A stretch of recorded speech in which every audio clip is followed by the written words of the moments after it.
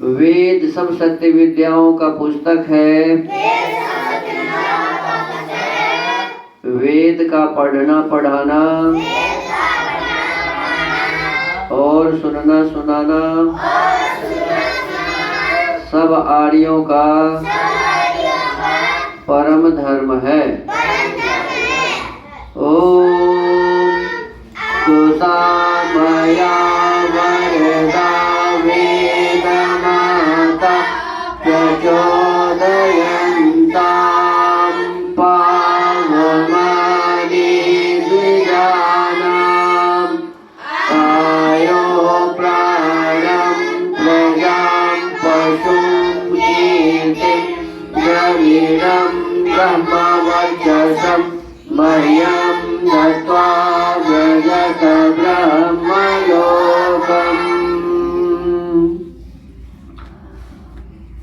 आज विशेषकर गणतंत्र दिवस है।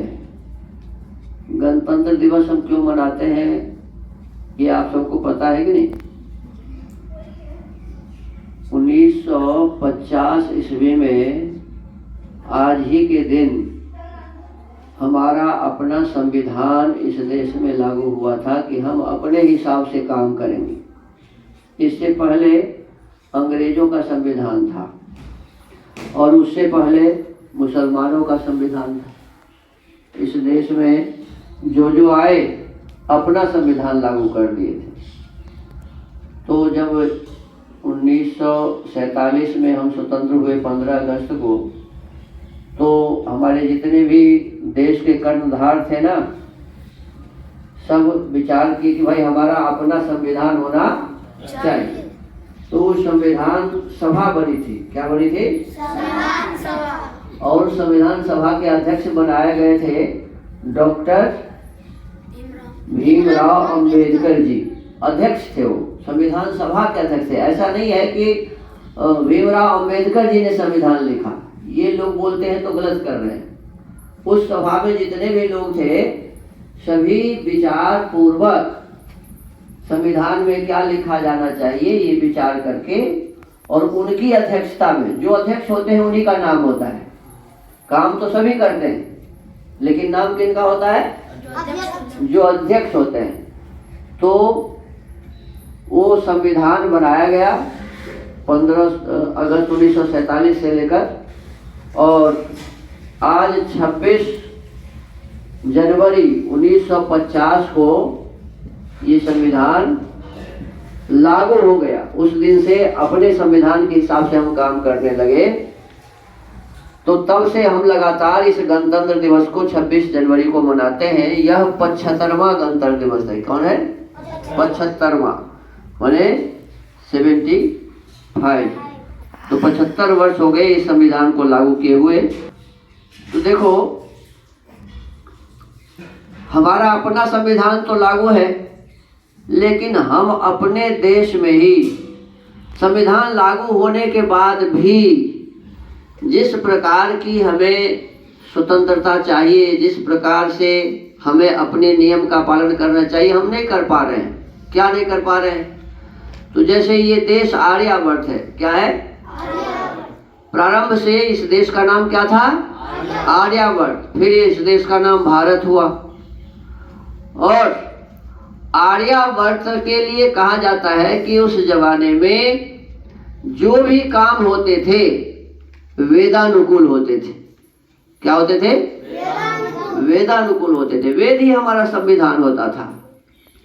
वेद में जो कुछ भी लिखा है उसको हम अक्षरशः पालन करते थे। हमारे ऋषि मुनि विद्वान, अभी जो जिस भगवान राम का स्मारक हम बनाए हैं अयोध्या में, तो उस भगवान राम के जीवन को देखिए। अभी हम वाल्मीकि रामायण का पाठ भी करते हैं तो उसमें क्या है?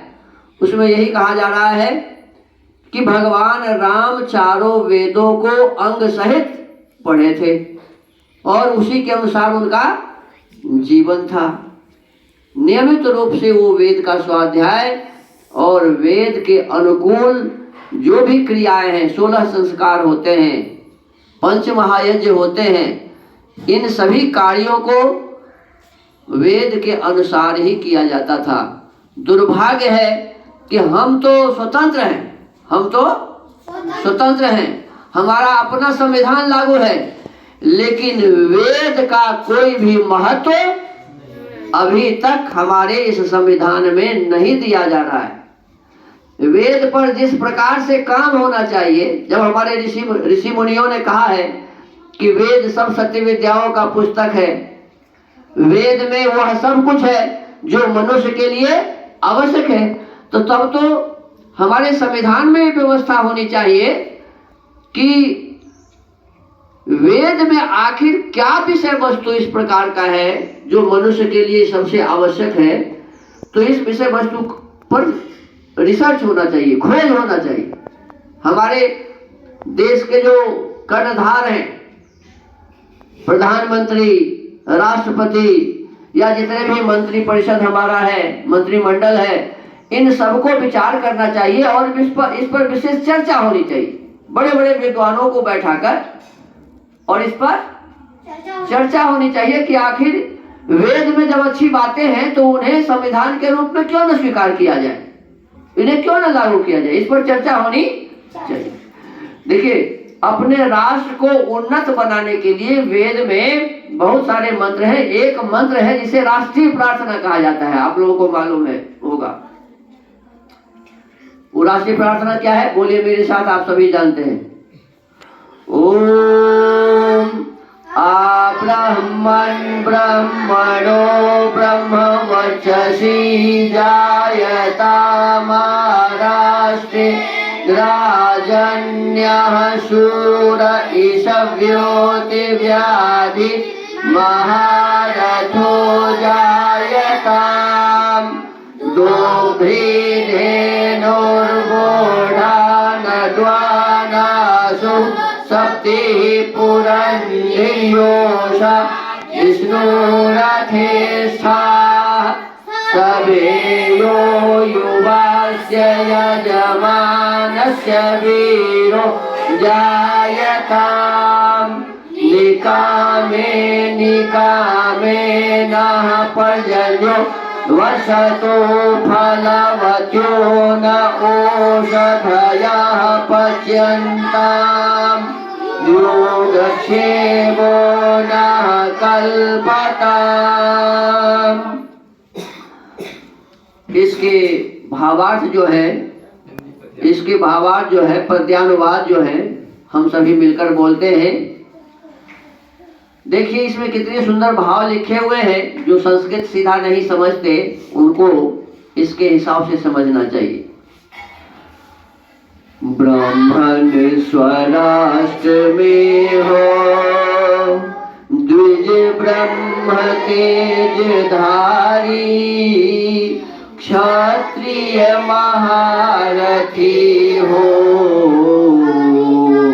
अरिदल विनाशकारी, होवे दुधारू गौए, पशु अश्व आशुवाही, होवे दुधारू गौए, पशु अश्व आशुवाही, आधार राष्ट्र की हो, नारी सुभग सदा ही, ब्राह्मण स्वराष्ट्र में हो, द्विज ब्रह्म तेज धारी, क्षत्रिय महारथी हो, अरिदल विनाशकारी,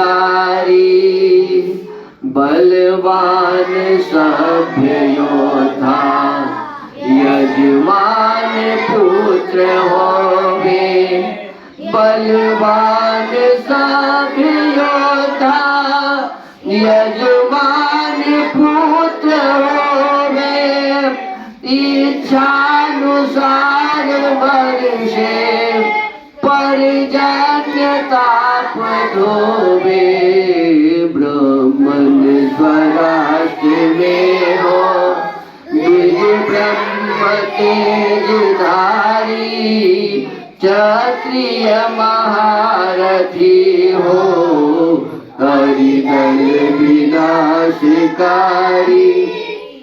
फल फूल से लगी हो, औषधि अमोघ सारी, फल फूल से लगी हो, औषधि अमोघ सारी, हो योग क्षेमकारी, स्वाधीनता हमारी, ब्राह्मण स्वराज्य में हो, द्विज ब्रह्म तेजधारी, क्षत्रिय महारथी हो, हरिदल विनाशकारी, ब्राह्मण स्वराज्य में हो, द्विज ब्रह्म तेजधारी, क्षत्रिय महारथी हो, हरिदल विनाशकारी। स्वामी दयानंद सरस्वती जी लिखते हैं कि हमारे देश का ब्राह्मण कैसा हो, तो जैसे हमारे इस शरीर में सिर है, जैसे हमारे इस शरीर में सिर है, सिर के जैसा इस समाज का ब्राह्मण है। ब्राह्मण का मतलब होता है जो ब्रह्म को ठीक से समझता है, जो वेद विद्या के विद्वान है।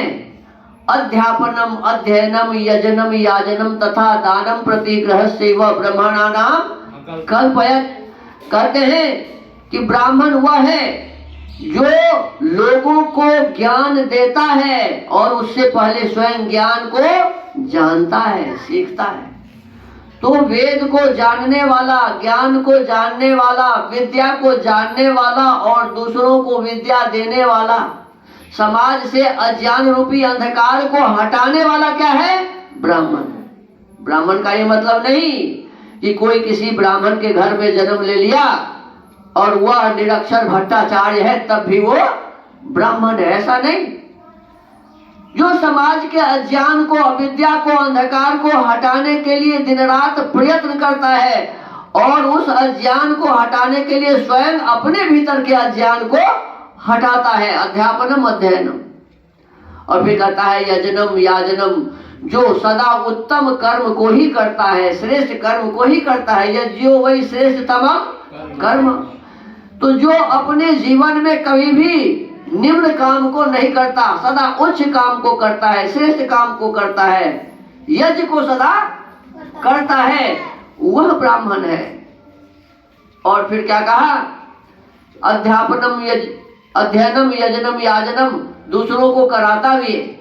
यज्ञ स्वयं भी करता है और दूसरों को कराता भी है, और उत्तम कार्य की सिद्धि के लिए दान लेता भी है, और उत्तम कार्य में दान देता भी है। यह 6 काम जो भी करते हैं वो क्या है? ब्राह्मण है। और इसीलिए इस सिर को ब्राह्मण कहा गया। देखो ये सिर क्या करता है? इस सिर में ही आंख है ना, इस सिर में ही कान है, इस सिर में ही मुख है। ये सभी जितने भी श्रेष्ठ चीजें हैं सब कहाँ है? अब ये बात बताओ आप कि ये सिर में मुख है, मुख में हम रोटी डालते हैं तो मुख क्या करता है? अपने पास रखे रहता है क्या? रखे रहता है? अरे उस रोटी को वहां भेज देता है जो यह क्षमता रखता है कि सारे शरीर को उस रोटी का रक्त बना के, उस रोटी का रक्त बना के सारे शरीर को भेज सके, है ना? तो देखो ब्राह्मण उसे ही कहते हैं जो अपने पास कुछ रखता नहीं है, जहां उपयुक्त स्थान है वहां उसको दे देता है। उसे क्या कहते हैं? ब्राह्मण। मुख जैसा जो है वो ब्राह्मण है। देखो पैर में कांटा गड़ा, पैर में जब कांटा करता है तो पैर चिल्लाता है कि ये मुख चिल्लाता है। अब देखो कांटा तो गड़ा पैर को, कांटा गड़ा और कहा है कि शूद्र हमारे समाज में पेड़ के समान है, जिसे कुछ नहीं आता है, वो जो विद्वान नहीं है वो क्या है, शूद्र है। लेकिन शूद्र का यदि दुख, शूद्र को कोई दुख हो रहा है, कष्ट हो रहा है, तो उसके लिए रोता कौन है, कौन रो रहा है, आँख है ना, आंसू कौन बहा रहा है। इसका मतलब क्या हुआ, इसका मतलब ये हुआ कि जो व्यक्ति समाज के किसी के भी दुख को देखकर और आंसू बहाता है, द्रवित हो जाता है, रोता है, परेशान होता है, वह ब्राह्मण है। दूसरों के दुख को देख के जो दुखी होता है वो क्या है, ये काम ब्राह्मण का है। हम निवेदन करेंगे, लोगों से मैं निवेदन करता हूं कि आप इस वीडियो को हमारे प्रधानमंत्री नरेंद्र मोदी जी तक भेजिए और उनको ये व्यवस्था करनी चाहिए कि हमारे इस समाज का सिर जो ब्राह्मण है, इस ब्राह्मण की स्थिति किस प्रकार की होनी चाहिए, वो वेद के अनुसार।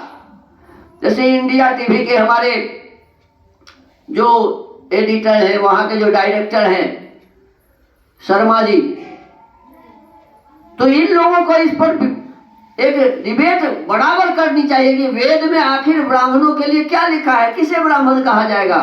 और जब इस प्रकार की व्यवस्था हमारे इस देश में वैदिक व्यवस्था होगी, वेदानुकूल व्यवस्था होगी, तो फिर यह समाज स्वर्ग हो जाएगा। ऐसे ही समाज को कहते हैं स्वर्ग।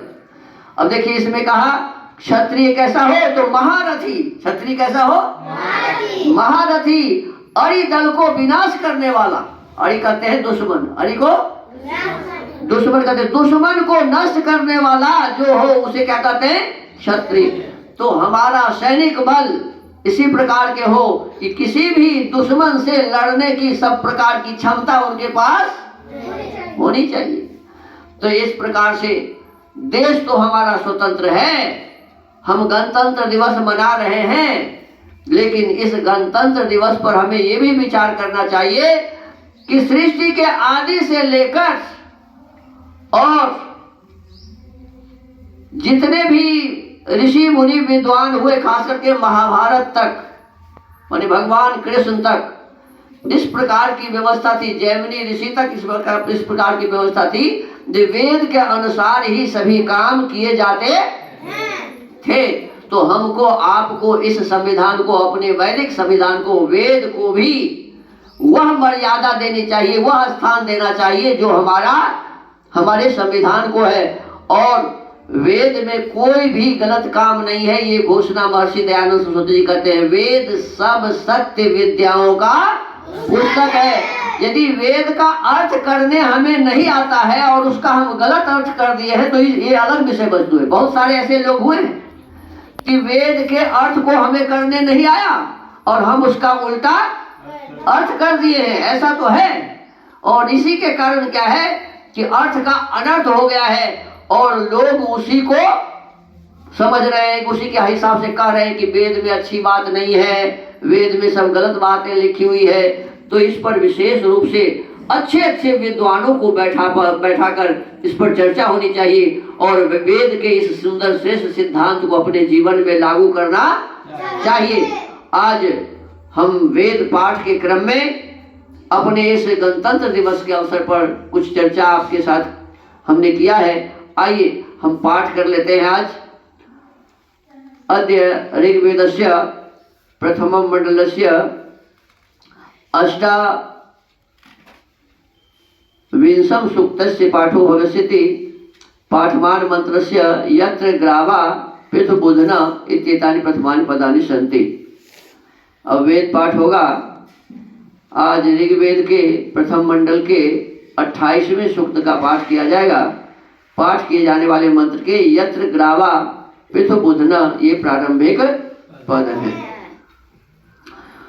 ओम यत्र ग्रावा पृथुबुधना ऊर्ध्वो भवति सोतवे उलूखल सुता नाम वेद्विन्द्र जलगुणः ॐ यत्र द्वाविव जघनाधिशवन्याकृता उलूखलसुतानामवेद्विन्द्रजल्कुलः ॐ यत्र नार्यपच्यवमुपच्यवं च शिक्षति उलूखलसुतानामवेद्विन्द्रजल्कुलः ॐ यत्र मन्थं विबध्नति रश्मिन्यमितवा इव उलूखलसुतानामवेद्विन्द्रजल्कुलः ॐ यच्चिद्धि त्वं गृहे गृह उलूखलकयुज्यसे इह द्युमत्तमं वद जयतामिव तुन्दुभिः ॐ उतस्मते वनस्पते वातो विवात्यग्रमे अथो इन्द्राय पातवे सुनु सोममुलूखल ॐ आयजीवाजसा तमाता ह्यश्च विजर्भितः हरि इवान्धांसि वप्सता ॐ तानो अद्य वनस्पते विश्वा विश्वेभिः श्रोत्रिभिः इन्द्राय मधुमत्सुतम् ॐ उच्छिष्टं चम्भोर्भर सोमं पवित्र आश्रय निधेहि गोरधित्वचि इति वेदपाठः। ओम।